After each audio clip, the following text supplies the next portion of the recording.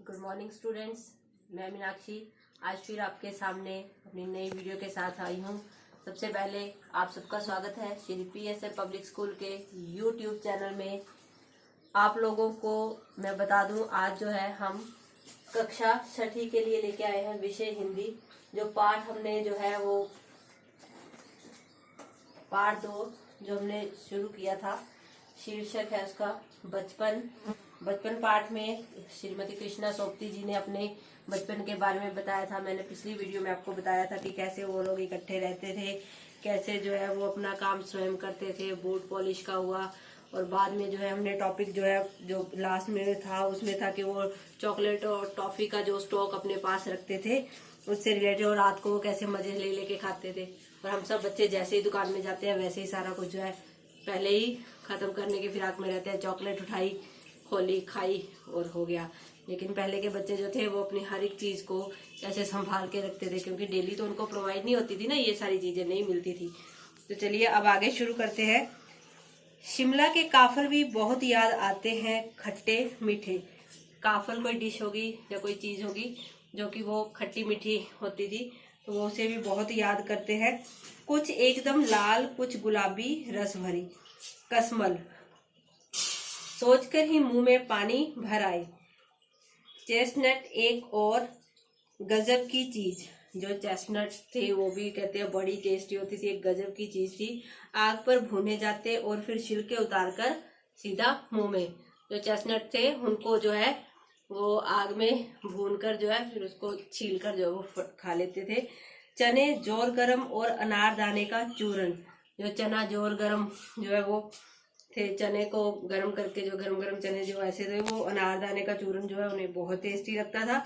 हाँ, चने जोर गरम की पुड़िया जो तब थी वह अब भी नजर आती है। पुराने कागजों से बनाई हुई इस पुड़िया में निरा हाथ का कमाल है।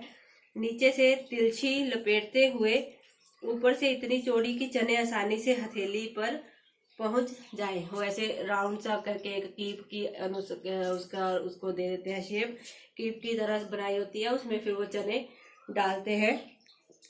इसी तरह जो है वो जो वक्त था जब फिल्म का गाना चना जोर गरम बाबू मैं लाया मजेदार चना जोर गरम, उन दिनों स्कूल के हर बच्चे को आता था। तो चने का वो पूड़ी बना के ऐसे करते थे, उसको राउंड सी वो बनती थी कोन के जैसी, तो उसमें जो चने डाल के, तो उस टाइम जो है फिल्म का एक गाना बड़ा मशहूर हुआ था। आप लोगों ने शायद सुना भी हो, अब पता नहीं है, लेकिन हमने तो इसे जरूर सुना है। जिसका जो था गाना था चना जोर गरम बाबू मैं लाया मजेदार चना जोर गरम। ठीक है, अब जो है वो कृष्णा सोपती जो है अपने बचपन की सारी बातें जो है वो याद कर रही हैं, इस वक्त हमें बता रही हैं। तो कितना मजा आ रहा है कि वो बचपन कितना हसीन था, कितना प्यारा बचपन था उनका। कुछ बच्चे पुड़िया पर तेज मसाला बुरकवाते, पूरा गिरजा मैदान घूमने तक ये पुड़िया चलती। जो उसमें चने जो थे उनपे जो है जो गरम गरम चने भुने हुए होते थे उस पे जो है मसाला जो है वो खूब सारा वो उस पे डलवाते थे कुछ बच्चे, और वो तब तक खाते रहते थे जब तक कि जो गिरजा मैदान है शिमला का, वहां पे वो जो चने जो है वो खत्म नहीं होते थे। एक एक चना पापड़ी मुंह में डालने और कदम उठाने में एक खासी लय रफ्तार थी। खाते जाना, चलते जाना, खाते जाना, एक एक चने का दाना जो है वो मुंह में डालना। उसमें जो छोटी छोटी पापड़ी भी होती रहती थी तो वो उसको ऐसे उठा उठा के खाते थे। छुटपन में हमने शिमला रिज पर बहुत मजे किए। घोड़ों की सवारी की है। शिमला के हर बच्चे को कभी ना कभी ये मौका मिल ही जाता था। अब जो शिमला का रिज है उसमें घोड़े की सवारी, अगर कोई जाए तो घोड़े की सवारी ना करे ये तो कभी हो नहीं सकता। तो वो कह रहे हैं कि बच्चे तो इस पे जरूर वो जो थे घोड़सवारी करते थे। हम जाने क्यों घोड़ों को कुछ कमतर करके समझते, उन पर हंसते थे।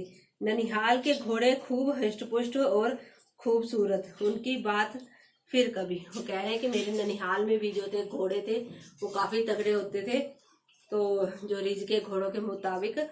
पर चलो वो कह रहे हैं कि जो ननिहाल के घोड़ों की बात है वो फिर कभी करेंगे हमारे साथ। अब जो है आगे वो कह रहे हैं शाम को रंग बिरंगे गुब्बारे, सामने जाखू का पहाड़, ऊंचा चर्च की घंटियां बजती तो दूर दूर तक उनकी गूंज फैल जाती।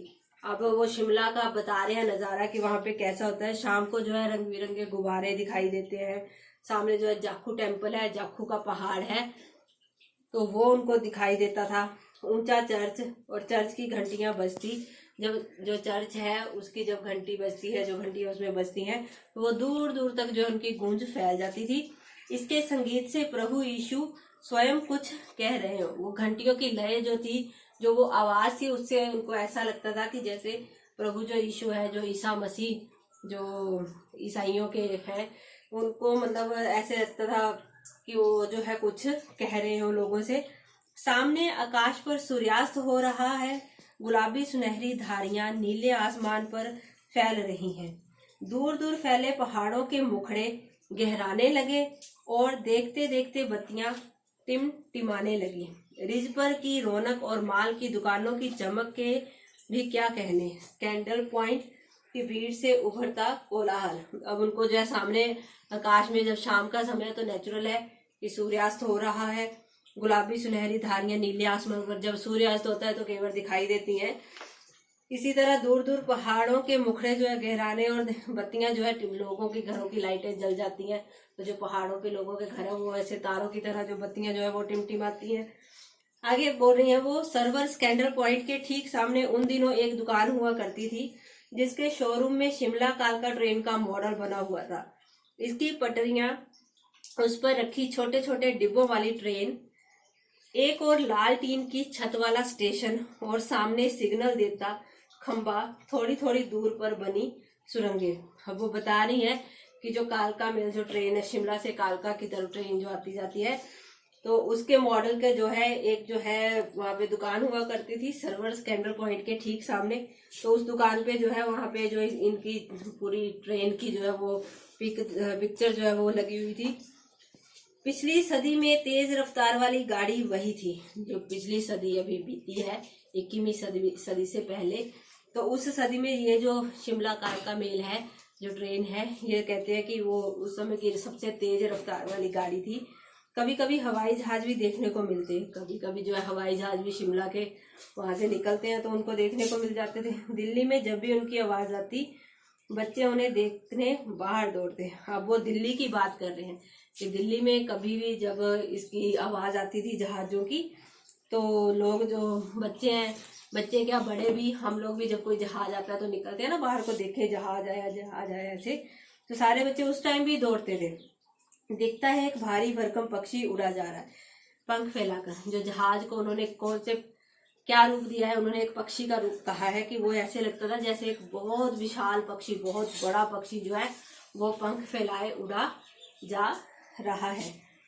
इसी तरह ये देखो, और वह गायब, और उसको देखते देखते क्या होता था, वो गायब हो जाता है। जहाज है, थोड़ी देर जहां तक आपकी नजर जाती है वहीं तक दिखाई देता है, उसके आगे जो है वो गुम हो जाता था। उसकी स्पीड भी इतनी तेज लगती है। हाँ, गाड़ी के मॉडल वाली दुकान के साथ एक और ऐसी दुकान थी जो मुझे कभी नहीं भूलती।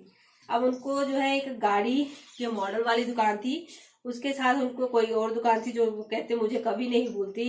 ये वह दुकान थी जहां मेरा पहला चश्मा बना था। वह आंखों के डॉक्टर अंग्रेज थे।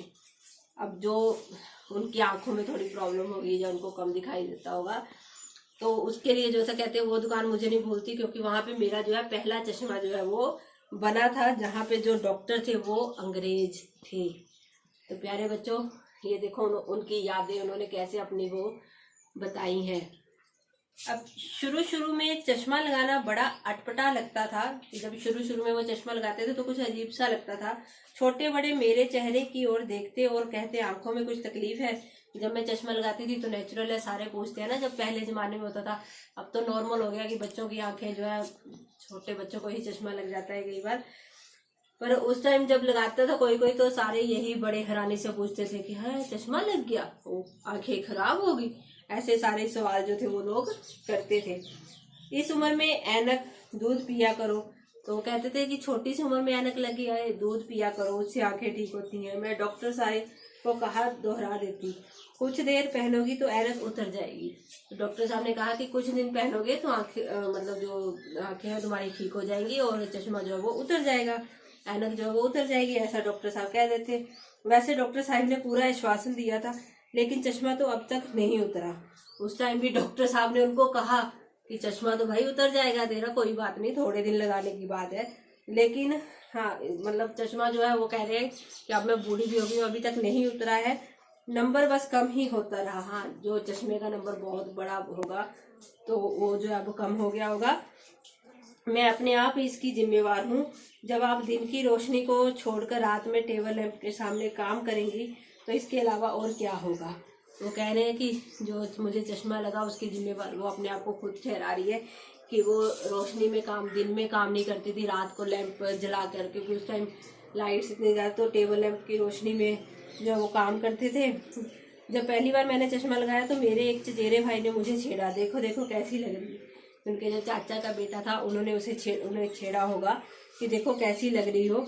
आंख पर चश्मा लगाया ताकि सूझे दूर की, यह नहीं लड़की को मालूम सूरत बनी लंगूर की। तो उनके चाचा के लड़के ने उनपे पोएम ही बना दी कि आंख पर चश्मा लगाया ताकि सूझे दूर की। आंख पे चश्मा लगाकर इसने इसलिए लगा लिया कि ताकि इसको दूर तक कुछ भी दिखाई दे। यह नहीं लड़की को मालूम, पर इस लड़की को ये मालूम नहीं है कि इस चश्मे को लगाकर जो सूरत है वो लंगूर जैसी लग रही है। मैं खिजी कि मुझ पर यह क्यों दोहराया जा रहा है, पर शेर बुरा ना लगा। उस वक्त छोटे बच्चों को जब चिढ़ाता है कोई, चिढ़ाने के रूप में उन्होंने गाना बनाया, जो पोएम बनाई, तो वो कहते हैं मैं चिढ़ गई कि उसको मैंने मतलब खींचने के रूप में, डांटने के रूप में बोला कि मेरे को ऐसे क्यों, मेरे पर ये तू बार बार दोहरा रहे हो। तो उन्होंने कहा कि वैसे वो जो शेर उन्होंने बनाया था वो मुझे बुरा भी नहीं लगा। जब वह चाय पीकर चले गए तो मैं अपने कमरे में जाकर आईने के सामने खड़ी हो गई। कई बार अपने को देखा, ऐनक उतारी, फिर पहनी, फिर उतारी, देखती रही। सूरत बनी लंगूर की, नहीं नहीं नहीं, हाँ हाँ हाँ। कि बार बार जो है, जब बच्चे होते हैं तो वो बार बार, हम भी कई बार दोहराते हैं ना, जब छोटे बच्चे होते हैं कि अच्छा चश्मा लगाया, उतारा, कि देखो सच में लंगूर तो नहीं लग रही, उनको ऐसा लग रहा था। तो वो बार बार जो है उसको लगाती और उतारती, पर कभी कभी कहती नहीं नहीं ऐसा नहीं लग रहा है, कभी कभी कहती हाँ हाँ मैं लंगूर लग रही हूँ, ऐसा उनको सोचने पे जो है वो मजबूर हो रही थी। मैंने अपने छोटे भाई का टोपा उठाकर सिर पर रखा, कुछ अजीब लगा, अच्छा भी और मजाकिया भी। फिर वो अब जब आप प्रैक्टिस कर रहे थे चश्मा उतारने की, लगाने की बार बार, तो अब उन्होंने क्या किया, छोटे भाई की जो कैप थी, टोपी थी, उसको भी सर पे रख लिया। कहते कुछ वो अजीब लगा और कुछ मजाक, उसमें वो कुछ और अजीब सी लगी होंगी। तब की बात थी, अब तो चेहरे के साथ घुल मिल गया है चश्मा। जब कभी उतरा हुआ होता है तो चेहरा खाली खाली लगने लगता है। कहते अब तो चश्मे की आदत, इतने सालों से भाई आदत तो बननी है, तो अब जो है उनको जब चेहरे पे चश्मा नहीं होता है तो कुछ अजीब सा लगता है। याद आ गया वह टोपा, काली फ्रेम का चश्मा और लंगूर की सूरत। तो अब कह रहे हैं वो, मतलब जैसे उन्होंने वो टोपा लगाया था, कैप लगाई थी और काली फ्रेम का इनका चश्मा रहा होगा उस टाइम, क्योंकि अब तो बड़े फैंसी फैंसी चश्मे आ रहे हैं ना, सब लोग मैच करके लगा के देखते हैं कि ये मेरे फेस पे सूट कर रहा है कि नहीं। लेकिन पहले जो होता था वो एक ही फ्रेम होता था, ब्लैक वाला, चौड़े वाला, तो वही लगाते थे सभी। तो अब उन्होंने क्या आगे वो बोल रही है, हाँ इन दिनों शिमला में मैं सिर पर टोपी लगाना पसंद करती हूँ। मैंने कई रंगों की जमा कर ली हैं, कहाँ दुपट्टों का ओढ़ना और कहाँ सहज सहल सुबीते वाली हिमाचली टोपियाँ। अब उन्होंने हिमाचली टोपियों के बारे में भी बोला है कि ये बहुत ही अच्छी लगती हैं हिमाचली टोपियाँ, तो अभी कभी कभी जो है वो पहनती है। उन्होंने बहुत सारी जो टोपियाँ हैं वो इकट्ठी कर ली हैं, तो दुपट्टे का ओढ़ना भी उन्हें अच्छा लगता है। तो कृष्णा सोबती जी के बारे में, ये उनके बचपन के बारे में जो है उन्होंने लिखा था। आई होप बच्चों आपको ये कॉन्सेप्ट जो है वो अच्छे से समझ आ गया होगा और आपको पता चल गया होगा कि जो पहले हमारे जो बुजुर्ग थे उनका जो बचपन कैसा रहा होगा।